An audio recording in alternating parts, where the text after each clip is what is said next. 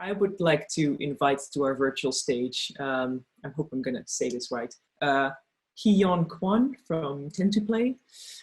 She's going to talk about, does personalization exist in the industry? The need for a new segmentation approach. Hello, good morning. Hi. Did I say your name right? Yes, my name is Hyeyon. Okay.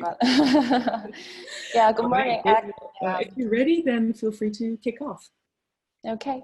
Yeah, good morning. Actually, it's 5:30 p.m. in South Korea, so good evening. So my name is Hyeyon Kwon. I am the co-founder of TENTUPLAY. Let me start with sharing our slides. Okay.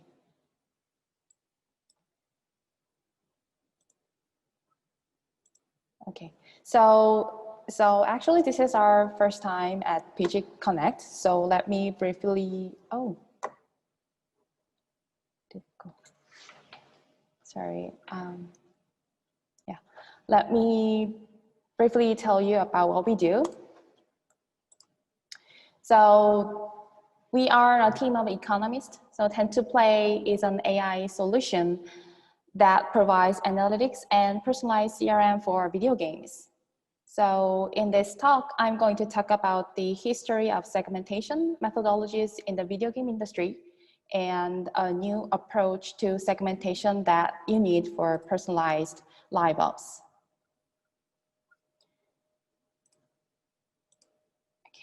So personalization is the action of designing or producing something to meet someone's individual requirements, or simply put, offering services that each player wants.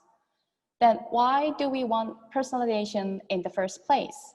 Because it is the best. It is the way to maximize retention and revenue by giving every one of your players exactly what they need. And that's what major services and content providers are trying to achieve. Amazon, Netflix, and Steam have developed their own recommendation system in the hope to cater each customer what they want or what they are most likely to choose and increase revenues. So to give what each customer wants, you should understand customers' different needs and wants. So to do that, you segment your players. To do that, you segment your players into smaller groups. And by segmenting your players, you are more likely to understand your players' diverse interests and needs. So you're more likely to give them what they want or will like. Then how are we doing it? So these are the most commonly used approaches to player segmentation in the video game industry. They are ordered in a chronological order from the oldest to the newest. With technological advance, we've become able to collect and process more and more data so has changed market segmentation. So let's take a look at the first one. Demographic segmentation is dividing your players into segments based on demographic information like age, gender, geography, etc. So it's one of the oldest ways to categorize customers and is still very widely used. It's probably because it is really simple. You measure only 3 to 4 factors and it's really easy to measure. However, it does not give you insights that are meaningful enough because there are usually no significant differences in players across demographics. According to a journal published in 2005, Gabriel Jacobs and his team conducted a survey of gamers to measure their game playing behaviors. And he found out that differences are far less significant with respect to the standard age range comparison, and also suggested that game developers should seriously consider on attitude experience segmentation.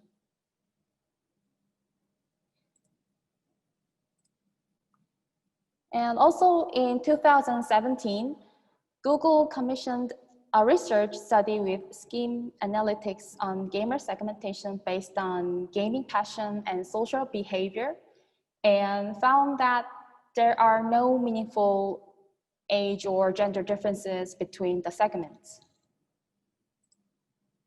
And Alan Bevans, the UX researcher at Google, said, while there are differences between demographics, demographics are not the primary drivers of segment differences. He said, demographic segmentation too often hides key commonalities and differences across dimensions that really matter, which are players' needs and behaviors. And that is why Todd Yellen, the vice president of product at Netflix, said geography, age, and gender, we put that in a garbage heap 4 years ago. And also in his several other statements, he said demographic information is useless and superficial, and what matters is what people do. Netflix is not exactly video game industry, but still one of the best data analysis. They have tons of user data, put an enormous amount of resources in user data analysis. And they're the ones who held a Kaggle competition for the best collaborative filtering algorithm. And the prize was $1 million. So I guess age, gender, and geography may matter when it comes to user acquisition or localization, like what platforms are popular in the region. But when it comes to game operations and in-game servicing, I'm pretty sure they're not much of use. So now it's 2020. So let's move on to new data analysis and new segments from the old demographics-based segmentation. Monetization segmentation is segmenting players based on how much revenue they create. This approach is also quite old and easy. It's about 100 years old, and you can probably do it on your own using spreadsheets. In the free-to-play game world, there are usually 4 segments: whales, dolphins, minnows, and freeloaders. And criteria for these segments vary from person to person. Some consider how much players spend, while others divide players by percentage. On average, paying users, or whales, dolphins, and minnows, account for 2 to 5% of the user base, but they make most of a game's revenue. Whales are only 0.0% of total users, but they create 87% of revenue. So it's quite an insight. It reveals who are the real revenue generators and specifies whom to focus on. And this is why it is so popular and extensively used. And it's easy to do.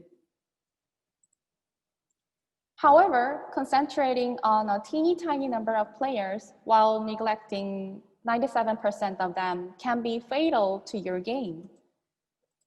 It can make your game unstable, even shortening its life. And if you rely on whales too much, losing some of them will cause you an irrecoverable loss. So you should try to increase the number of paying users or increase the conversion rate to make your game healthier and more sustainable. There are many great examples of games that achieved huge success by maintaining insanely high conversion rates. King's Candy Crush Saga, its conversion rate is 30%. Fortnite, about 70% of its players said in a survey that they have made in-game purchases.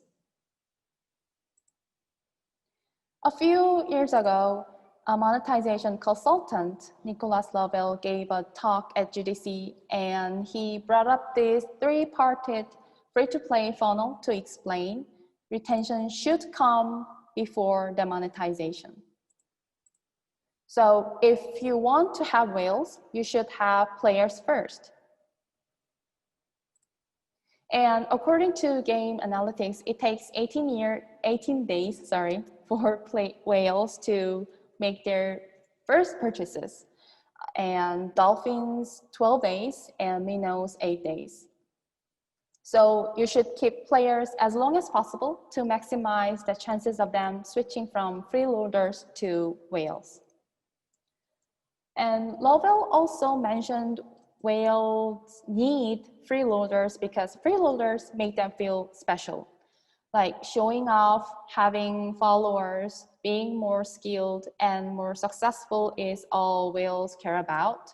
So if you don't have freeloaders, you won't make as much as you would with them. Thirdly, history-based segmentation. So you can also segment players based on their history and usually purchasing history. It's quite a new approach. It's become possible because of technological advancements in data storage and processing. And it requires much more data and more complex methods, and it's difficult to do on your own. Amazon analyzes customers' purchasing history, browsing history, customer feedback, and many more for its recommendation systems like customers who bought this item also bought and frequently bought together. Steam also has a recommendation system utilizing user reviews, similar games you've played, curators you follow, and whether your friends own the game already or have it on their wish list. Then why don't we have it in video games too? We think it's because games usually do not have as many virtual goods and much purchasing data as e-commerce platforms do. So it's difficult to carry out a meaningful analysis with such a limited amount of data. Then what should we do? So the best we've got so far is behavioral segmentation. So instead of analyzing extrinsic data like wish lists, it directly dissects user behaviors and draws much more accurate insights into users. In games, user behavior refers to any kind of events that occurs inside a game. So player logs like logging the game, winning stage, getting goals, inviting friends, buying items, watching the ads. So almost every behavior inside the games. So with segments drawn from behavioral data, you will get handful of profound insights. So let's recall that demographic segmentation gives you no insights into players, but behavioral segmentation directly analyzes player behavior, so it draws insights from what players actually do. Monetization segmentation, it neglects most of the players, which shortens the life of the game, but behavioral segmentation focuses on understanding every single player and how to improve their retention and purchases. History-based segmentation, the games does not have sufficient purchasing histories, but behavioral segmentations collects all behavioral data about players from item acquisitions to level up speed. So there are plenty of reasons why you should go for a behavioral approach right now. Again, Netflix recommendation system also measures user behaviors.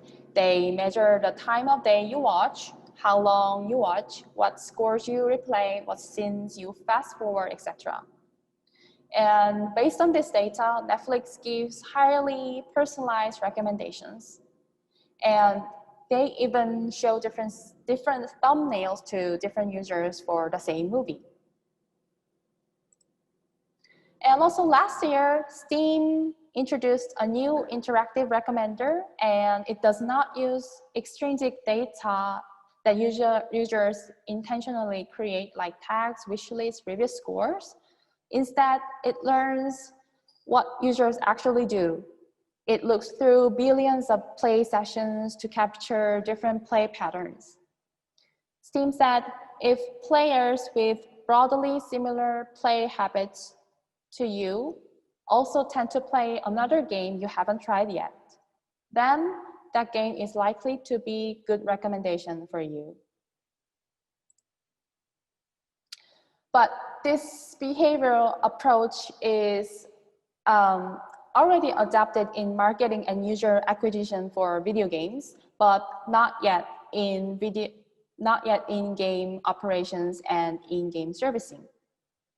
So let's look at what it looks like. Let's see what it looks like if you implement it in game operations. So Sam is one of your players. She always plays one specific character. It must be her favorite, but maybe it's too weak. So if you know this playing style of hers, you will be able to assume that she probably hasn't leveled up much lately because she's stuck with her precious but weak character. Then you may come up with an idea to give her some advice on how to make her favorite character stronger, or what new characters to try to level up. If you do give her such an advice, she may move on to the next level and keep progressing, which contributes to higher retention. This is another player, Dave. Ever since joining the game, he has been playing PvP all the time, although he rarely wins. And if you have this information of his playing styles, you can reason that he may be a bit obsessed with high ranking positions, and that if he keeps losing like that, he will soon get frustrated and leave the game. Then you may try to help him to get more wins by telling him what strategies or item recommendations best PvP players, item combinations best PvP players use. Then he might make his first purchase, as being one of the best PvP players is exactly what he's been craving for. And this approach works best in games, since game servers can get the data of almost every moment of players' gameplay. But it may require a lot of work for data collecting and processing. So probably it will be difficult to do it on your own unless you get help from AI. And that's where TENTUPLAY comes in. TENTUPLAY helps you from collecting behavioral data to providing players with personalized care inside games.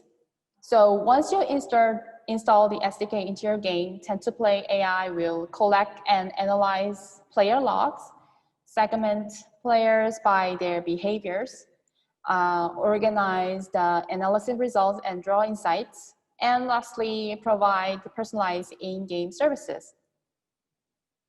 So in case of our solution TENTUPLAY, all the criteria, metrics, and logging systems are predefined by our data analysis, and our AI analyzes player behaviors and segments them into 28 personas by playing styles. This is our dashboard. As you can see, AI has automatically divided into segments based on playing styles, smart and busy, character collector, PvP from the beginning, character skill follower, and many more. And you can get analysis results of each segment and learn various interests and needs of your players. And Then among these segments, TENTUPLAY tells you the notable ones. With this feature, you can easily focus on players you should take care of. Also, TENTUPLAY tells you in which stage and at which level each segment leaves the game. So you can provide the right message at the right time before they leave. Additionally, TENTUPLAY tells you what items are popular within the segment so that it is easy to recommend the right item for the right person. So based on what you've learned, you then move on to providing personalized services to encourage retention and in-game purchases. So let's bring back Sam, the underdog lover. So her problem was she sticks to a weak character that will make her keep losing and lose interest in the game. Then you can give her some instructions on how to enhance her favorite character or introduce her better characters to play so that she can get more wins and keep progressing. So TENTUPLAY automatically creates and sends in-game messages containing strategies and item offers for each segment. So giving personalized in-game service to players based on the behavior segments, it has proven very effective in improving retention and revenues. So one of our portfolios has their games retention rate increased by 13% and conversion rate increased by 94% after sending these personalized strategies and item offers. And also in the case of another client, day 4 retention increased by 8%. So as conclusion, does personalization exist in the video game industry? My answer is not yet, because we haven't implemented the right approach to understand our players. But now you can directly look into players' behaviors and find out what they really want. However, it can be overwhelming because of the way games are. There are too much data of your players you can get from a game. But if you automate the process, you can do it if you automate the process. And you can analyze your players' behaviors, learn different needs, and offer personalized services to make your game more successful. So yeah, that's all for my session. Thank you for listening. And if you have any questions, please, I'll be happy to answer. Thank you. All right, great. Thank you so much for the talk. And yeah, we do actually have a few questions that came in. 2 questions that are kind of very similar.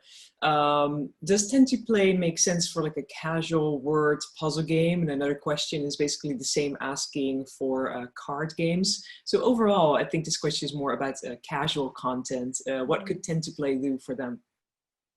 Okay, so as long as the casual game also have player content, I mean, for example, in the card game, if you can get the data of what card the players choose, or how many goals they earn from each stage, as long as we have a data related to players' behavior, yes, it does work.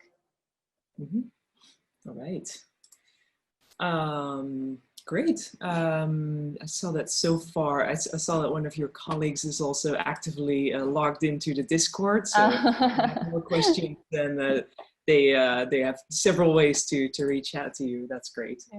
I think that was all for the QA so far. I think you've been be clear about what TENTUPLAY can offer, and I'm always just amazed to see like how deep this can go, the whole analysis. It's like yeah, it's great that there's companies out there like TENTUPLAY to help, because as a publisher developer, just goes over my head. Yes. To add more, we're providing free trial. So if if someone, I mean, if you're interested, please feel free to try. It's, you can go through directly with our website. All right. Well, that's great to know. Sure. There's just other questions popping in as well. Okay.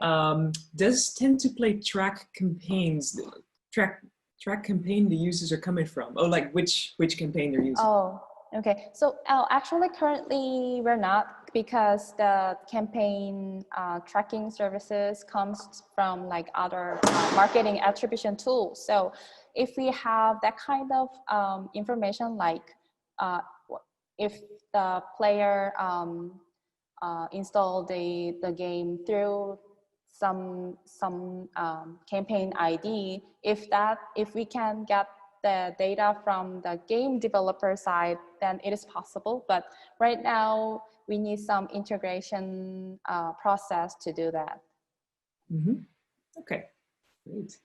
And then another question that came in about the balancing. How would you say to balance the level of difficulty and improve level progression in a casual game? Balancing, so we provide some dashboard analytics about like at which level the players drop out or at which stage they drop out. So you can get the idea of if at certain stage the players drop out or leave mostly, then you can guess that at that stage you need some more balancings.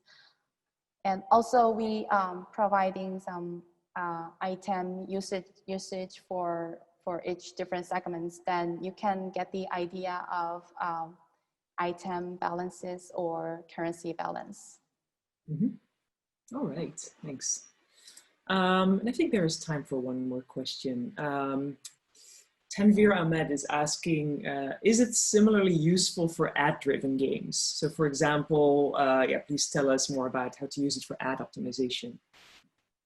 So ad optimization, well, we are not mediation company, so it will be difficult to say that this, we help the optimization of the ads, but what we are doing is if we segment players who are not, maybe for example, if someone is stuck in the middle of maybe at level 3 or stage 3 and he's not willing to pay anything at all, then we provide strategies and recommendations. I mean, we provide reward ads that if you watch these ads will help you to progress in the game, things like that. So we will provide ways to increase the number of players watching the ads, but maybe not like ad mediation companies.